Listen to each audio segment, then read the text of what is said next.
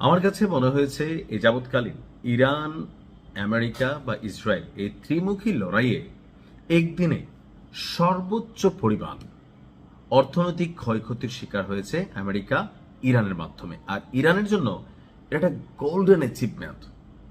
দেখেন, একদিনেই জাস্ট একটা মুহূর্তের মধ্যে মার্কিন যুক্তরাষ্ট্রের যে অহংকার ছিল ফিনান্সিয়াল দিক থেকে, টাকার দিক থেকে, এটার পরিমাণ হচ্ছে $300 মিলিয়ন। $300 মিলিয়ন। 1 মিলিয়ন মানে 10 লক্ষ ডলারে হয় 1 মিলিয়ন। তার মানে কত লাখ ডলার? 3,000 লক্ষ ডলার মেশিনটার দাম। তবে আমি দামের দিকে যাচ্ছি না এই কারণেই যে যুক্তরাষ্ট্রের তো টাকার অভাব নাই। আমরা হয়তো এটা অনেক বড় ভাবতে পারি, বাট যুক্তরাষ্ট্র বানায়। আমি বলছি এই জায়গায় যে এই যে মেশিনটা যুক্তরাষ্ট্রের অত্যাধুনিক প্রযুক্তির যে সর্বশেষ কিছু সংস্করণ আছে আকাশ প্রতিরক্ষা সিস্টেমের, এর মধ্যে একটা হচ্ছে থার্ড। খেয়াল আছে নিশ্চয়ই, রাশিয়া ইউক্রেন যুদ্ধে ইউক্রেন বারবার আপনার এই থার্ড চাচ্ছিল যুক্তরাষ্ট্রের কাছে যে ভাই আমাদেরকে থার্ড দাও, কারণ এটার প্রতিরক্ষা সিস্টেম এতটাই আধুনিক যে আমরা সবাই ভাবতাম এটা মনে সুপারম্যান টাইপের কোনো কিছু, কিন্তু ইরান তেল কম ভাজা মচমচা সস্তা 2-10,000 দামের একটা ডলারের ড্রোন দিয়া বা ক্ষেপণাস্ত্র দিয়া আপনার এত বড় ঘটনা ঘটে দিতে পারছে। দর্শক, যুক্তরাষ্ট্রের $300 মিলিয়ন মূল্যের থার্ড রাডার ব্যবস্থা ধ্বংস করে দিয়েছে ইরান।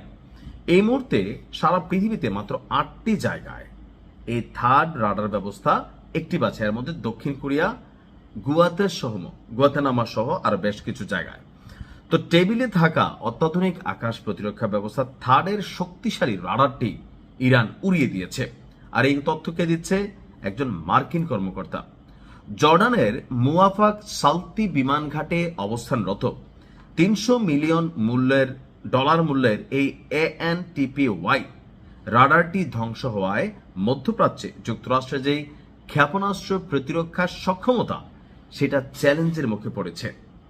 স্যাটেলাইট চিত্র বিশ্লেষণের মাধ্যমে সম্প্রতি এই ক্ষয়ক্ষতির তথ্য সামনে এসেছে। অর্থাৎ মধ্যপ্রাচ্যে আমেরিকা যে তাদের এই থার্ডকে আকাশচুম্বী জনপ্রিয়তা দিয়ে বেছে যে ভাই আমাদেরটার উপরে নাই, আর আরবি শেখেরা, শায়করা বা ধরেন কি বলা হয় আপনাদের ভাষায়, তো এরা এই যে বিলিয়নস অফ ডলার খরচ করে এগুলা কিনে, এখন দেখেন এগুলোর কার্যকারিতা কি ইরানি পোতাই দিছে। তো তার মানে ইরান কতটুকু ডেভেলপ করছে ক্ষেপণাস্ত্র বা সামরিক বিজ্ঞানে, আপনি জাস্ট এখান থেকে একটা আইডিয়া নেন।